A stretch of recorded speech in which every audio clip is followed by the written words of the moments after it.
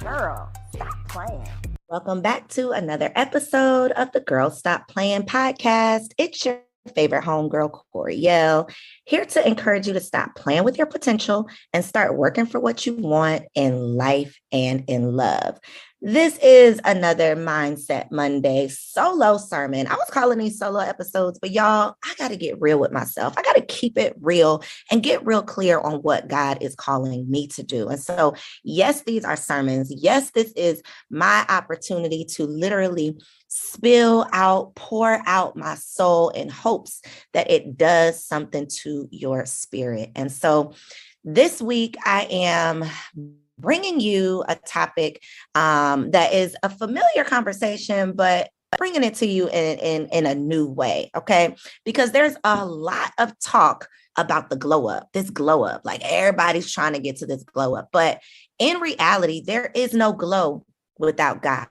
And so a lot of the things that we aspire to do, aspire to become, aspire to have, we have these great aspirations, but then we are trying to get there without God and wondering why we're struggling. What I need for you to understand is that there is no success story without the struggle story. So the struggle is a part of it, but you don't have to stay in the struggle. The only way that you are going to stay in the struggle is if you are trying to seek the things that you want without first seeking God.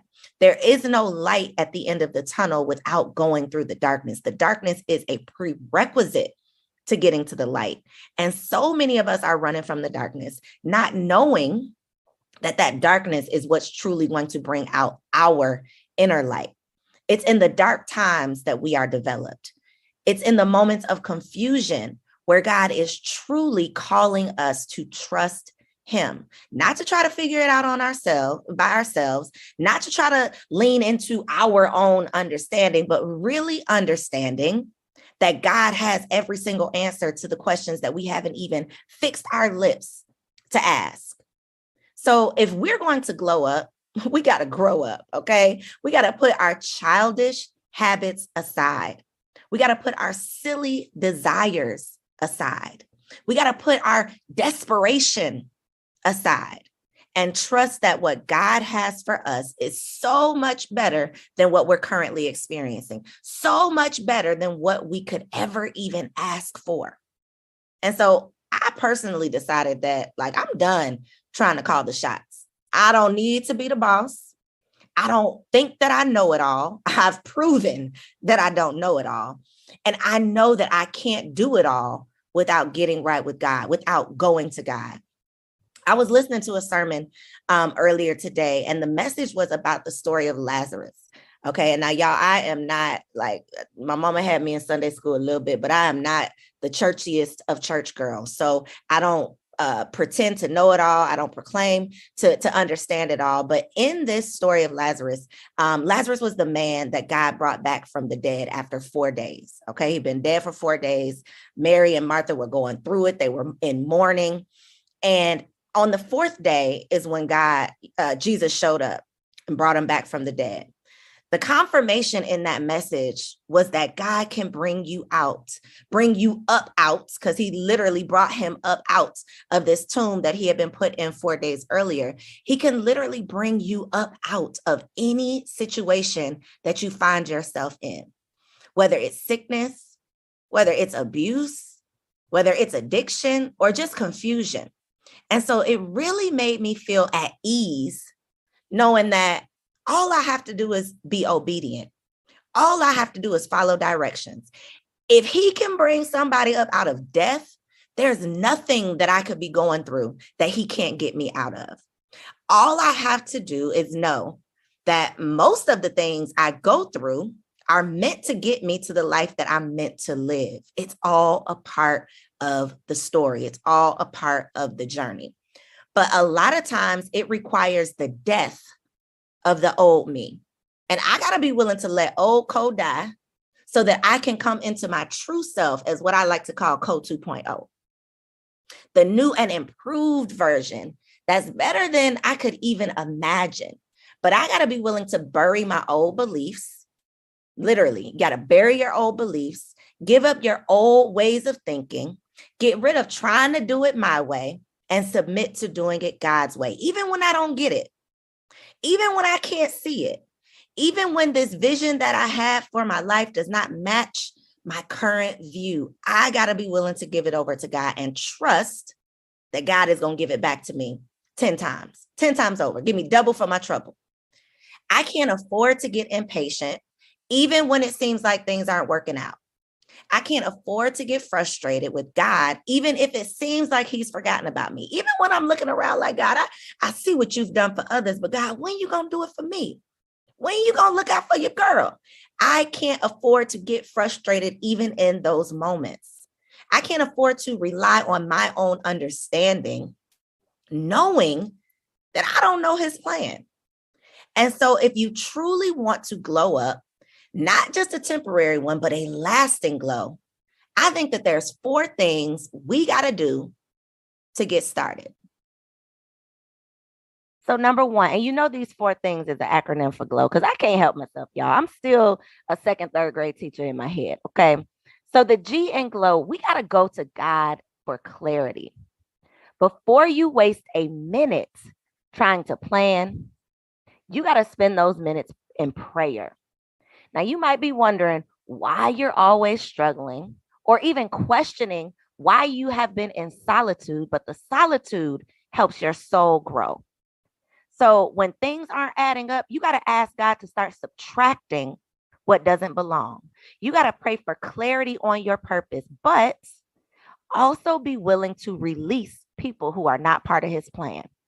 You got to be willing to accept it when he starts revealing and removing those who are in alignment with your assignment. Even when it doesn't feel good, even when it surprises you, even when it knocks your socks off, because you start praying for God to release and remove, and then people start falling off. People who you thought were for you, people who you've been calling your friends, just start dropping off. You got to be willing to accept it. You got to be willing to trust that God has the perfect plan for you outside of the plan that you see for yourself. So you got to be willing to pray when you're confused. You got to be willing to pray when you need clarity. You got to be willing to pray when you need confirmation, when you feel convicted, when you feel unsure of your calling. Pray when you are searching for an answer. Now, you can play like you got it all together, like you know it all, or you have it all figured out, or you can pray that God reveals his perfect plan. Because you get nothing out of pretending like you've got it all mapped out, knowing that God has the map. God has laid out the perfect path to lead you to your purpose, but you want to play the boss so bad instead of letting God give you the play, instead of following his direction. So if you truly are ready for this permanent glow up, not this seasonal glow up, first thing you got to be willing to do is give it over to God. You got to go to God for clarity. The second thing that I need for you to do, our L, you got to let go of your need for perfection, because God doesn't need a perfect person. He needs a purposed person. Let me say that again. God does not need a perfect person. He needs a purposed person, someone who is willing to spend the time pursuing the purpose that they were born to live out. There is something far greater that you were born to do, something that will blow your mind once you step into that season, something that you cannot even dream up for yourself. And there's a version of yourself that you won't be able to meet until you let go of your desire to perform or to be perfect. You are setting yourself up for failure by having unrealistic expectations of yourself, by getting frustrated when you fail, instead of using it as fuel to help you go further. And y'all, I know this is going to hurt some feelings, but perfect Patty doesn't exist. She's literally a figment of your imagination. You made homegirl up, okay? And she is keeping you from embracing your truth. But in reality, your truth is what is going to take you into the life that you've been longing to live, that life that you've been dreaming about, but thinking that you got to pretend like you're perfect so you can get there. It's your authenticity that's going to attract your true tribe. Your willingness to be yourself is what's going to push you towards your purpose. You got to let your pain that pain you are currently experiencing push you until your purpose starts to pull you. You got to embrace that pain, even though it doesn't feel good. But the longer you try to pretend like there is no pain, like you got it all together, like it's all perfect, it's all good, the longer you try to pretend there's no pain, the longer it'll take you to get on the right path that leads you to the promised land. And the promised land is God's promise. It's where God's promises are brought into fruition. God has made so many promises crystal clear. In Deuteronomy 31:8, he said, when he said, the Lord himself goes before you and will be with you. He will not leave you or forsake you. Do not be afraid. Do not be discouraged. He's telling you right there, I won't leave you. Even when it gets dark, even when it gets scary, even when it's hard for you to see what's in front of you, see what I got for you. Trust that I still got you. In Psalms 37:24, he says, though he may stumble, he will not fall. How many times has God had to scrape you up off the floor, get you back together? How many times did you stumble or struggle, but somehow you made it through? Now, if you like me, you done been through some moments where you done made some bad decisions that have knocked you down, felt like life is just dragging you, but somehow you did not die. You know that meme? It's like, but did you die? You done went through all of that, but did you die? Somehow God still had you then like he still has you now. Don't ever think that you are alone on this journey. Even if it gets lonely, you are not alone because God didn't forget about you. He knew that you were going to stumble. He knew that you was going to struggle. He knows what you are going through and he knows what he has for you. He knows what you are getting to. Even when you can't see beyond your current struggle, you have to understand there is something beyond this current struggle that God has for you. It's just a season. Okay. So you got to be willing to go to God. You got to be willing to let go of your need for perfection, knowing that that perfection is going to keep you from your purpose. The third thing you have to do is you have to own your story and your struggle. You got to own your story and your struggle. Okay. You got to turn your obstacles into opportunities by recognizing how they play a part in your life's purpose. You didn't go through it for no reason. You got to turn those L's into lessons and learn how to leverage them because God always has a plan. He always has a plan and it's always unfolding perfectly, even when it's full of pain, even when it's full of confusion. He will not leave you in a low place, but he will allow you to learn the lesson in hopes that you'll figure out how to leverage that lesson, in hopes that you'll turn around and teach it to someone else. I don't believe that I go through the crazy things that I go through for nothing. I believe that the things that I go through are meant to help me get better, help me learn a lesson so that I can turn around and teach it to somebody else so that I can keep them from struggling. See me, you ain't got to tell me twice. You know that real is like, you ain't got to worry about me. You ain't got to worry about me making that same mistake twice. I don't have to go through the same struggle more than once. Not me. I'm going to take my L, collect my little L, and learn the lesson.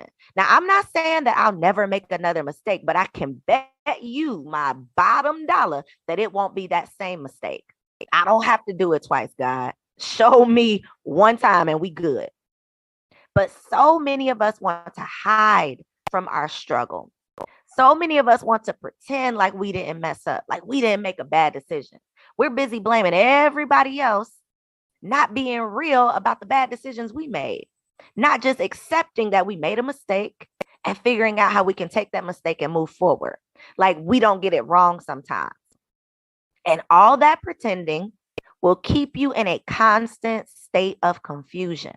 So you got to be willing to face the facts, face your failures, and use it to move into your future. Understanding that every single roadblock along the way, that doesn't stop you in your tracks.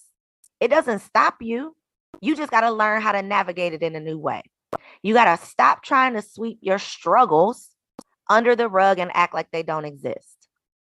So think about what you have experienced that you literally thought was going to break you. What have you been through that you didn't know how you were going to get up out of this thing? You didn't know how you were going to survive this struggle. And then figure out how can you use the lesson that you learned in that struggle as a stone to build this new you. Every single struggle is a stone. Every single burden, every single roadblock is a brick to building the new you. Don't try to toss it to the side. You can't build nothing if you're tossing all your bricks to the side.